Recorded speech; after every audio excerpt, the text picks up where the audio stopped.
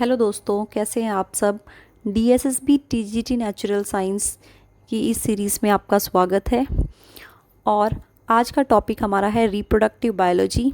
इस टॉपिक की हम 2 क्लासेस ऑलरेडी डिस्कस कर चुके हैं, जिसमें हम 60 क्वेश्चंस जो हैं MCQs डिस्कस कर चुके हैं। और उसी सीरीज़ को आगे बढ़ाते हुए हम आगे के इसके क्वेश्चंस आज डिस्कस करेंगे। 30 और क्वेश्चंस आज हम इस सीरीज़ में डिस्कस करेंगे। तो चलते हैं आज के फर्स्ट क्वेश्चन की ओर। The release of ovum occur during which phase of menstrual cycle? A follicular phase, B proliferative phase, C ovulatory phase और डी सेक्रेटरी फेज। तो यहाँ पे हमसे पूछा गया है कि जो ओवम है वो किस फेज में रिलीज होता है मेंस्ट्रुअल साइकिल के। तो इसके अंदर करेक्ट आंसर क्या होगा? Option number C, that is ovulatory phase. और ये भी आपको याद रखना है, ये कौन सा डे होता है? 14th डे होता है। ठीक है, जो मेंस्ट्रुअल साइकिल है उसके 14th डे को हम क्या बोलते हैं? ओव्यूलेटरी फेज बोल सकते हैं। और उसी दिन क्या होता है? जो ओवा है दैट इज रिलीज्ड। ठीक है, next question. The ovulatory phase of menstrual cycle is followed by option A luteal phase, B follicular phase, C proliferative phase और डी मेंस्ट्रुअल फेज। तो इसमें हमें क्या बताना है कि जो ओव्यूलेटरी फेज है उसके बाद कौन सा फेज आता है। तो इसके अंदर करेक्ट ऑप्शन क्या होगा? Option number A, that is luteal phase. ठीक है, ओव्यूलेटरी फेज के बाद कौन सा फेज आता है? ल्यूटियल फेज आता है। ये भी हमें याद रखना है। Next question. New follicles develop in the luteal phase of the menstrual because. देखो, जो न्यू फॉलिक्यूल्स है वो डेवलप नहीं होती है ल्यूटियल फेज में। तो इसका क्या कारण है, क्या रीज़न है कि ल्यूटियल फेज के अंदर न्यू फॉलिकल्स का फॉर्मेशन नहीं होता है? Option A, both FSH and LH levels are low in the luteal phase, B follicles do not remain in the ovary after ovulation, C FSH levels are high in the luteal phase and D LH levels are high in the luteal phase. तो इसका correct answer क्या होगा? Option number A, both FSH and LH levels are low in the luteal phase. Luteal phase में इन दोनों ही hormones का level क्या होता है? बहुत ही लो होता है। ठीक है, और अगर आपसे पूछा जाए कि हाई लेवल जो है, मैक्सिमम लेवल इन हॉर्मोन्स का कब होता है, तो वो होता है ओव्यूलेटरी फेज के अंदर। Next question. Among the following which can change during the luteal phase? इनमें से कौन सा चेंज जो है ल्यूटियल फेज के अंदर होता है? सबसे पहले आप मुझे आंसर कीजिए कि ल्यूटियल फेज कौन से फेज के बाद आता है। अभी हमने पढ़ा है। So option A corpus luteum to Graafian follicle, B Graafian follicle to corpus luteum, C primary follicle to secondary follicle and D secondary follicle to Graafian follicle. तो इसका करेक्ट आंसर देखिए क्या होगा। देखो, ल्यूटियल फेज के अंदर क्या होता है? ल्यूटियल फेज से पहले हमें पता है कि जो ओवा है दैट इज रिलीज्ड। ओवा जो है रिलीज हो गया होता है ओव्यूलेटरी फेज में, उसके बाद आता है ल्यूटियल फेज। तो जो ओवा रिलीज हो गया है उसके अलावा जो मैटर बचा हुआ है उसको हम वो क्या फॉर्म करता है? कॉर्पस ल्यूटियम की फॉर्मेशन करता है। ठीक है, ग्राफियन सबसे पहले देखो हमारे पास क्या होता है? Graafian follicle. ठीक है, यहाँ पे क्या है? Graafian follicle. ठीक है, अब जो ग्राफियन फॉलिकल है उसमें से यहाँ पे देखो ओवा अलग से रिलीज हो गया है। और ओवा रिलीज होने के बाद बाकी जो कंटेंट बचा हुआ है ग्राफियन फॉलिकल का, वो क्या फॉर्म करता है? कॉर्पस ल्यूटियम की फॉर्मेशन करता है। क्या फॉर्म करता है? Corpus luteum. तो यहाँ पे क्या बनता है? ग्राफियन फॉलिकल से कॉर्पस ल्यूटियम, जो कि कौन से ऑप्शन में है? Option number B. Yes, Graafian follicle to corpus luteum. So B हमारा करेक्ट आंसर है। Next, read the following statement about corpus luteum and choose the correct one from the following. देखिए, हमें बताना है कि कौन सा ऑप्शन जो है कॉर्पस ल्यूटियम के बारे में करेक्ट ऑप्शन है। First, it is form during ovulatory phase of menstrual cycle. क्या जो कॉर्पस ल्यूटियम की फॉर्मेशन है वो ओव्यूलेटरी फेज जो है उसके अंदर फॉर्म होती है? अभी देखते हैं। Option B, it secrete large amount of progesterone. Third, in the absence of ovulation the corpus luteum degenerate.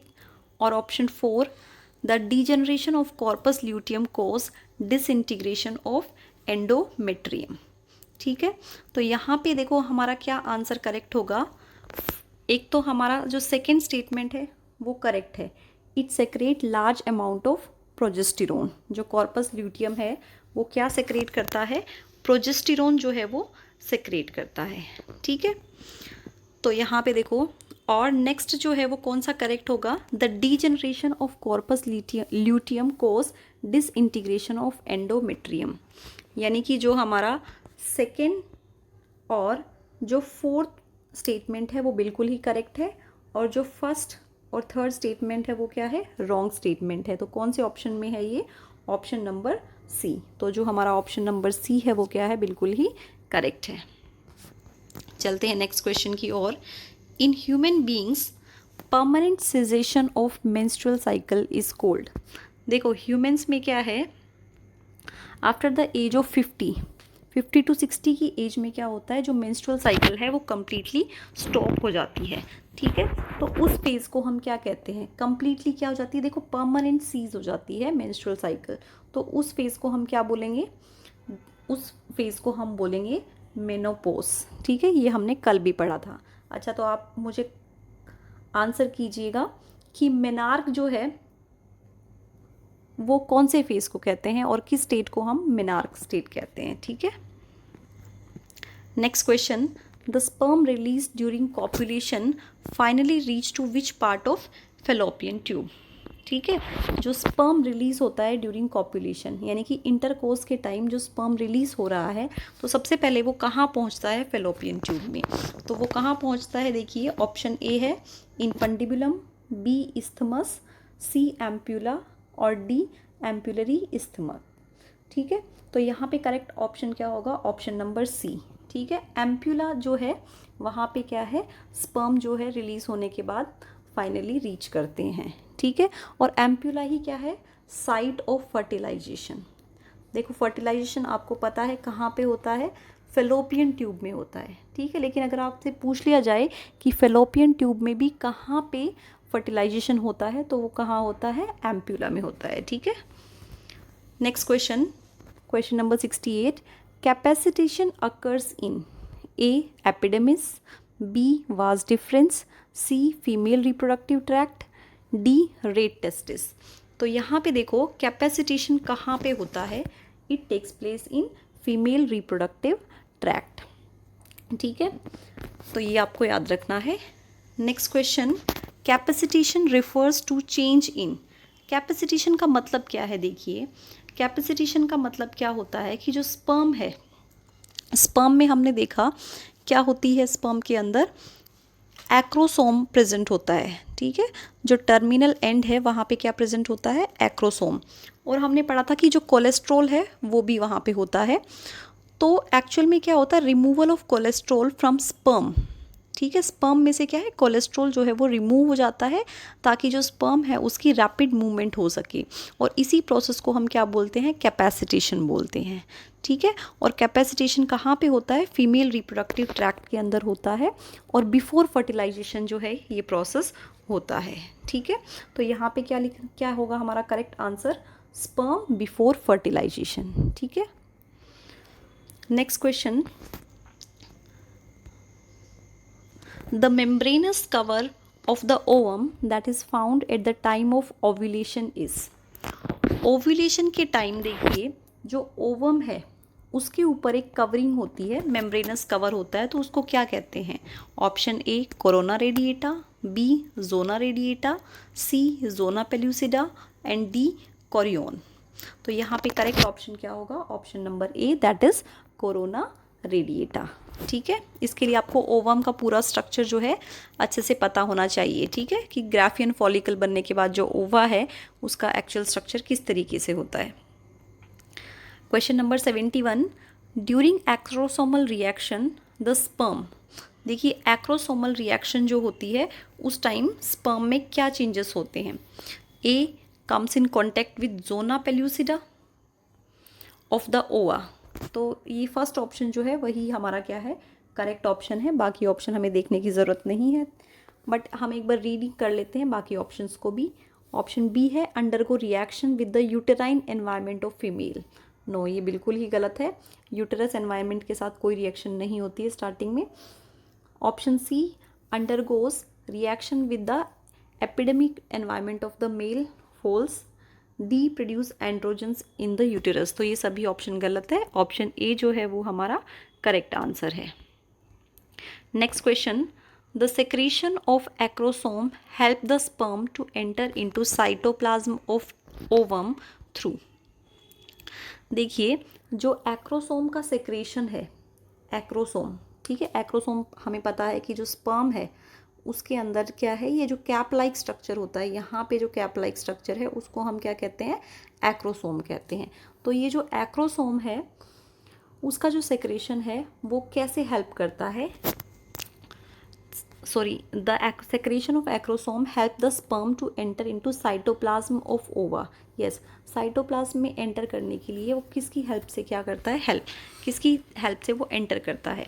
Option A corona radiata, B zona pellucida, C chorion और डी क्या है, एमनियन। तो यहाँ पे क्या है, जो बी ऑप्शन है दैट इज करेक्ट ऑप्शन। ठीक है, तो यहाँ पे जो जोना पेल्यूसिडा है वो क्या होगा, हमारा करेक्ट आंसर होगा। Next question, question 73। Next question, the embryo having 8 to 6 blastomere is called A blastula, B gastrula, C morula और डी क्या है, ट्रोफोब्लास्ट। तो यहाँ पे करेक्ट ऑप्शन क्या होगा, option number C that is blastula. 8 to 16 blastomere वाली स्टेज को हम क्या बोलते हैं, मोरुला स्टेज बोलते हैं। Next, morula is known as developmental stage. A between zygote and blastocyst, B between blastocyst and gastrula, C after implantation and D between implantation and parturition. तो यहाँ पे क्या है, ऑप्शन नंबर ए जो है वो क्या है, हमारा करेक्ट ऑप्शन है, between zygote and blastocyst.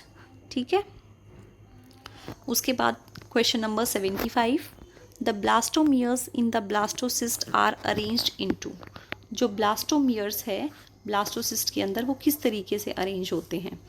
A an outer trophoblast an inner cell mass, B an outer cell mass an inner trophoblast, C an outer cell mass an inner cell mass and D none of these. तो देखिए, जो blastomeres है blastocyst में किस तरीके से arrange होते हैं। सबसे पहले क्या होता है, आउटर मोस्ट लेयर होती है जिसको हम क्या बोलते हैं, ये जो एक आउटर मोस्ट लेयर है ये किसकी लेयर है, ट्रोफोब्लास्ट की लेयर होती है। ठीक है, और यहाँ पे पूरा क्या बना होता है, इनर सेल मास जो है ये क्या है, इनर सेल मास, ये इनर सेल मास बना हुआ है। और ये जो आउटर लेयर है इसको हम क्या बोलेंगे, ट्रोफोब्लास्ट बोलेंगे। ठीक है, तो इस तरीके से अरेंज होती है जिसमें क्या होता है, आउटर ट्रोफोब्लास्ट एंड इनर क्या है, सेल मास। और ये जो कैविटी है उसको हम क्या बोलते हैं, ब्लास्टोसील। ये भी आपको याद रखना है, ब्लास्टोसील बोलेंगे इस कैविटी को। ठीक है, तो यहाँ पे हमारा करेक्ट ऑप्शन क्या होगा, ऑप्शन नंबर ए जो है वो हमारा करेक्ट ऑप्शन है। नेक्स्ट क्वेश्चन है question number 76, during embryogenesis which part of blastocyst get differentiated into embryo. कौन सा ऐसा पार्ट है ब्लास्टोसिस्ट का which gets differentiated into embryo, जो एम्ब्रियो के अंदर क्या हो जाता है, डिफ्रेंशिएट हो जाता है। Option A trophoblast, B inner cell mass, C morula and D both A and B. तो यहाँ पे देखो, अभी हमने डायग्राम पढ़ा है जिसमें हमने पढ़ा आउटर मोस्ट क्या होता है, ट्रोफोब्लास्ट लेयर होती है, एक आउटर मोस्ट लेयर होती है जिसको हम क्या कहते हैं, ट्रोफोब्लास्ट। ठीक है, इस तरीके से एक ट्रोफोब्लास्ट लेयर होती है। ट्रोफोब्लास्ट के बाद क्या होता है, इनर सेल मास होता है। ठीक है, ये क्या है, इनर सेल मास। तो ये जो इनर सेल मास है यही किस में कन्वर्ट हो जाती है, डिफ्रेंशिएट होके एम्ब्रियो की फॉर्मेशन करती है। तो यहाँ पे जो करेक्ट ऑप्शन होगा वो क्या होगा, option number B that is inner cell mass. जो ट्रोफोब्लास्ट है वो तो क्या होता है, डिफरेंशिएट होके किसकी फॉर्मेशन करता है, एक्स्ट्रा एम्ब्रियोनिक मेम्ब्रेन की फॉर्मेशन करता है। ठीक है, ये भी आपको याद रखना है। Next question, the embedding of blastocyst in the endometrium of uterus is called. Option A pregnancy, B lactation, C embryogenesis and D implantation. तो ये सभी को पता होगा, करेक्ट ऑप्शन क्या है, option number D, that is implantation. Implantation में क्या होता है, जहाँ पे जो ब्लास्टोसिस्ट है वो एंडोमेट्रियम लाइनिंग से क्या हो जाता है, अटैच हो जाता है। ठीक है, next question, extrusion of second polar body from egg nucleus occurs. तो यहाँ पे देखो, A option after entry of sperm but before fertilization. जो सेकेंड पोलर बॉडी है, देखिए क्या पूछा गया है हमसे यहाँ पे, जो सेकेंड पोलर बॉडी है उसका एक्सट्रूशन कब होता है, एग न्यूक्लियस से। तो फर्स्ट जो ऑप्शन है वही क्या है, करेक्ट आंसर है आफ्टर एंट्री ऑफ स्पर्म। जैसे ही स्पर्म एंटर करता है वैसे ही क्या है, सेकेंड पोलर बॉडी जो है वो रिलीज हो जाती है, लेकिन ये कब होता है, बिफोर फर्टिलाइजेशन होता है, ना कि after fertilization. Next question, all the haploid gametes produced by female have A X chromosome, B Y chromosomes, C 50% gametes have X and 50% have Y chromosomes, D 25% have X and 75% have Y chromosomes। तो इसका correct option क्या होगा, option number A, that is X chromosome. ठीक है, कौन सा chromosome होता है, जितने भी हैप्लॉइड गैमेट्स होते हैं जो फीमेल प्रोड्यूस करती है उन सभी में एक्स क्रोमोसोम्स होता है। अगर यहाँ पे आपसे पूछ लिया जाए कि अगर हम मेल्स की बात करें तो मेल्स में पता है कि जो 50% क्रोमोसोम्स हैं उनमें क्या होता है, एक्स होता है, और 50% में क्या होता है, वाई क्रोमोसोम होता है। ठीक है, बट फीमेल्स में क्या है, दोनों ही जो क्रोमोसोम्स हैं वो सेम टाइप के होते हैं, जो कि एक्स क्रोमोसोम्स होते हैं। ठीक है, next, cleavage that occur in the zygote as it moves through the isthmus of oviduct towards the uterus is A meiotic division, B mitotic division, C reductional division and D none of these। तो देखो, zygote बनने के बाद क्या होता है, zygote कैसा होता है, सबसे पहले आपको पता होना चाहिए जाइगोट कैसा है, सिंगल सेल। ठीक है, एक ही सेल से मिलके बना होता है। अब क्या होगा, जो जाइगोट है वो डिवाइड करेगा। ठीक है, अब उसमें कैसा डिवीजन होता है, माइटोटिक डिवीजन होता है, ये आपको ध्यान रखना है। तो जो बी ऑप्शन है वो क्या है, हमारा करेक्ट ऑप्शन है। चलते हैं नेक्स्ट क्वेश्चन की ओर। The finger like projections that appear on the trophoblast after implantation are called A trophoectoderm, B chorionic villi, C placenta and D none of these. तो देखो, जैसे ही ट्रोफोब्लास्ट जो है, इम्प्लांटेशन के बाद जो ट्रोफोब्लास्ट अपीयर हो रहा है उसके अंदर क्या है, कुछ फिंगर लाइक स्ट्रक्चर्स अपीयर होते हैं। तो ये जो फिंगर लाइक स्ट्रक्चर्स हैं उनको हम क्या कहते हैं, कॉरियोनिक विली कहते हैं। ठीक है, ये आपको ध्यान रखना है, ये क्या बनाते हैं, chorionic villi. Next, the structural and functional unit formed between the developing embryo and maternal body is called A placenta, B trophoblast, C chorionic villi, D trophoectoderm। तो देखिए यहाँ पे क्या होगा, A placenta, A जो है वो हमारा करेक्ट आंसर होगा। ठीक है, यहाँ पे क्या पूछा गया, structural and functional unit which is formed between foetus and maternal body, मतलब मदर और चाइल्ड के बीच में जो कनेक्शन होता है। ठीक है, तो वो किस वजह से होता है, प्लेसेंटा की वजह से होता है, और प्लेसेंटा की हेल्प से ही जो एम्ब्रियो है वो उसको न्यूट्रिशन मिलता है, ये भी आपको याद रखना है। ठीक है, next question, the embryo remains connected to the placenta through. Embryo जो है वो प्लेसेंटा से किस तरीके से कनेक्टेड होता है, A option chorionic villi, B trophoblast, C umbilical cord and D none of these. तो यहाँ पे करेक्ट ऑप्शन जो होगा, option number C, that is umbilical cord. ये चाइल्ड बर्थ के टाइम आपने देखा भी होगा, अम्बिलिकल जो कोड है उसको कट करते हैं, ठीक है। जैसे ही बर्थ होता है चाइल्ड का, उसके बाद अम्बिलिकल कॉर्ड जो है उसको कट किया जाता है। तो वो जो अम्बिलिकल कॉर्ड है वही क्या करती है, उसी की हेल्प से जो एम्ब्रियो है वो प्लेसेंटा से कनेक्टेड होता है। ठीक है। Next, choose the incorrect statement about placenta. अब यहाँ पे देखो अंडरलाइन कर लीजिए इसको, इनकरेक्ट। यहाँ पे हमसे क्या पूछा गया है, ये कौन सा स्टेटमेंट जो है वो इनकरेक्ट है। A option, the placenta facilitate the supply of oxygen and nutrient to the embryo. तो ये तो बिल्कुल ही करेक्ट बात है, प्लेसेंटा की हेल्प से ही क्या मिलता है, जो एम्ब्रियो है उसको ऑक्सीजन और न्यूट्रिएंट सप्लाई होता है। B option, it helps in the removal of CO2 and excretory waste produced by the embryo. ये भी बिल्कुल करेक्ट है कि जो प्लेसेंटा है उसी की वजह से जो भी वेस्ट है और कार्बन डाइऑक्साइड है वो क्या होता है, रिमूव होता है। ठीक है। C option, the placenta is connected to the embryo through umbilical cord. ये भी बिल्कुल करेक्ट है, अभी हमने पढ़ा है।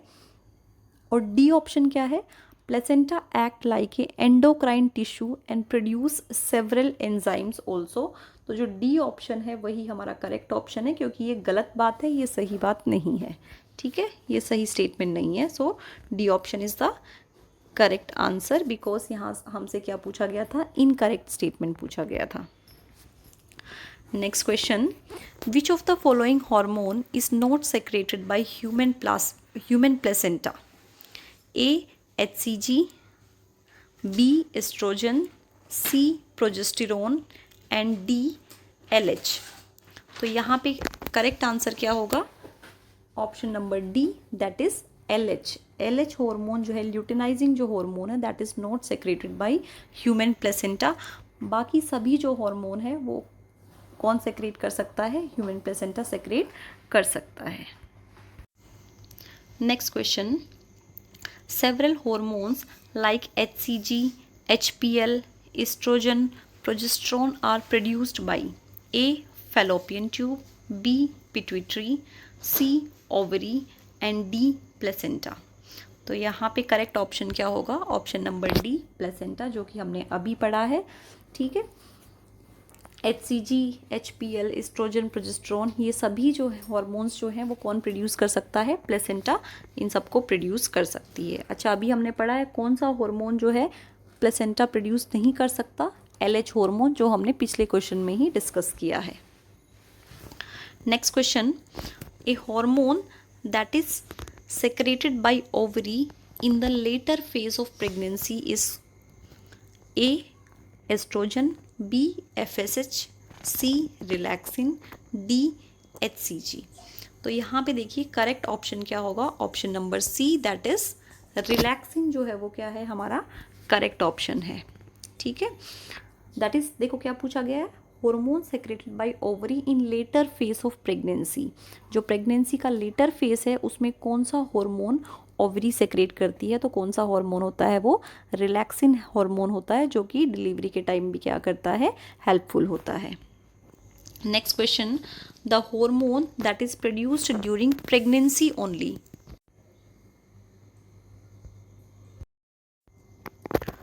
तो यहाँ पे हमें बताना है कि कौन सा ऐसा हार्मोन है जिस सिर्फ प्रेगनेंसी के टाइम रिलीज होता है। Option A HCG, B HPL, C relaxin, D all of this. तो यहाँ पे क्या है, डी ऑप्शन जो है वो हमारा करेक्ट ऑप्शन होगा। ये सभी हार्मोन्स क्या होते हैं, प्रेगनेंसी के टाइम रिलीज होते हैं। और अभी हमने पढ़ा कि ये हार्मोन्स किसके द्वारा रिलीज होते हैं, प्लेसेंटा जो है वो रिलीज करती है इन सभी हार्मोन्स को। Next question, the level of oestrogen, progesterone, cortisol, prolactin etcetera increase many fold in blood during pregnancy, it is necessary for. देखिए इस क्वेश्चन में हमसे पूछा गया है कि ये जो सभी हॉर्मोन्स है प्रेगनेंसी की टाइम क्या होता है, ये बहुत ज़्यादा इंक्रीज़ हो जाते हैं। तो क्या रीज़न है इनके इंक्रीज़ होने का। Option A supporting foetal growth, बिल्कुल करेक्ट है, फीटल ग्रोथ को सपोर्ट करने में ये हॉर्मोन्स हेल्प करते हैं। B metabolic changes in the mother, it is also correct. Option C the maintenance of pregnancy, ये भी बिल्कुल करेक्ट है। And option D all of this. तो यहाँ पे क्या होगा, डी ऑप्शन जो है वो हमारा करेक्ट आंसर होगा, क्योंकि ये तीनों ही बातें क्या हैं, बिल्कुल सही हैं। Next question, immediately after implantation, which part of blastocyst differentiate into ectoderm and endoderm? Option A trophoblast, B chorionic villi, C inner cell mass and D none of these. तो देखिए यहाँ हमसे पूछा गया है कि इम्प्लांटेशन के बाद ब्लास्टोसिस्ट का कौन सा पार्ट है जो एक्टोडर्म और एंडोडर्म में डिफ्रेंशिएट हो जाता है। तो यहाँ पे करेक्ट ऑप्शन क्या होगा? Option number C, that is inner cell mass. हमने देखो अभी स्ट्रक्चर पढ़ा था ब्लास्टोसिस्ट का, जिसमें आउटर लेयर है उसको हम क्या कहते हैं? ट्रोफोब्लास्ट। और उसके बाद क्या होता है अंदर? Inner cell mass. ठीक है, वैसे तो हमें 90 क्वेश्चंस ही करने थे, बट मैं कुछ 2-3 क्वेश्चंस हम और डिस्कस कर लेते हैं आज, ताकि इस सीरीज़ को हम इस टॉपिक को हम जल्दी से कंप्लीट कर पाएँ। हम 5 क्वेश्चंस और डिस्कस कर लेते हैं। The process of delivery of foetus is called A lactation, B parturition, C foetal ejection reflex and D none of these. तो यहाँ पे देखो फीटस की डिलीवरी जो होती है उस प्रोसेस को हम क्या कहते हैं? उस प्रोसेस को हम कहते हैं पार्चुरेशन। ठीक है, next question, the signal for parturition originate from a fully developed foetus, B placenta, C umbilical cord and D both A and B. तो यहाँ पे क्या आएगा? जो डी ऑप्शन है वो हमारा करेक्ट ऑप्शन है, बोथ ए एंड बी। देखिए जो फुली डेवलप्ड फीटस है उससे भी सिग्नल मिलता है पार्चुरेशन का। ठीक है, और क्या है? प्लेसेंटा जो है, इन ये दोनों ही क्या है? रिस्पॉन्सिबल होते हैं सिग्नल प्रोवाइड करने के लिए पार्चुरेशन के लिए। ठीक है, question number 93, the process of milk production is called. Milk production की प्रोसेस को क्या कहते हैं? देखिए डिलीवरी के बाद क्या होता है? मिल्क प्रोड्यूस हो जाता है फीमेल्स के अंदर टू फीड द न्यूबॉर्न और यंग वंस को फीड कराने के लिए। ठीक है, तो उस जो प्रोसेस है मिल्क प्रोडक्शन का उसको हम क्या कहते हैं? ए लैक्टेशन, बी पार्चुरेशन, सी आफ्टर बर्थ और डी कोलोस्ट्रम। तो यहाँ पे करेक्ट ऑप्शन क्या होगा? Option number A, that is lactation. Question number 94, choose the incorrect statement from the following. Parturition is induced bye a complex neuroendocrine mechanism. तो हमें यहाँ पे क्या बताना है? Incorrect statement. ठीक है, तो ए जो स्टेटमेंट है वो हमारा बिल्कुल सही है। जो पार्चुरेशन होता है, जो बर्थ होता है चाइल्ड का, that is induced by neuroendocrine mechanism, ये बिल्कुल करेक्ट है। B option, the foetal ejection reflex triggers release of oxytocin from the hypothalamus, ये भी बिल्कुल सही बात है। जो फीटल इजेक्शन रिफ्लेक्स है उसकी वजह से क्या होता है? ऑक्सीटोसिन हार्मोन जो है वो रिलीज होता है हाइपोथैलेमस में से। ठीक है, जो कि डिलीवरी में क्या करता है? हेल्प करता है। C option, oxytocin act on the uterine muscles, this is also correct. Wait a second, यहाँ पे जो बी ऑप्शन है वो रॉन्ग ऑप्शन है, sorry. Yes, the foetal ejection reflex trigger release of oxytocin from the hypothalamus, जो B है वो incorrect है। डी ऑप्शन और देख लेते हैं हम। The placenta is also expelled out of the uterus after the delivery of infant, D भी क्या है? हमारा करेक्ट स्टेटमेंट है। तो यहाँ पे हमसे पूछा गया था इनकरेक्ट स्टेटमेंट कौन सा है, तो हमारा आंसर क्या होगा? यहाँ पे ऑप्शन नंबर बी जो है वो हमारा करेक्ट आंसर होगा। Next, which of the following hormone is responsible for both the milk ejection reflex and the foetal ejection reflex. ठीक है, कौन सा ऐसा हार्मोन है जो मिल्क इजेक्शन के लिए भी रेस्पॉन्सिबल होता है और फीटल इजेक्शन रिफ्लेक्स, ठीक है, मतलब फीटल को बाहर निकालने के लिए भी क्या होता है? रेस्पॉन्सिबल होता है। Option A relaxin, B oestrogen, C prolactin और डी ऑक्सीटोसिन। तो यहाँ पे करेक्ट ऑप्शन क्या होगा? ऑक्सीटोसिन। ऑक्सीटोसिन हार्मोन जो है उसका बहुत ही इंपॉर्टेंट रोल होता है पार्चुरेशन यानी कि डिलीवरी ऑफ चाइल्ड में और मिल्क इजेक्शन रिफ्लेक्स के अंदर भी। ठीक है, तो आज की वीडियो यहीं तक।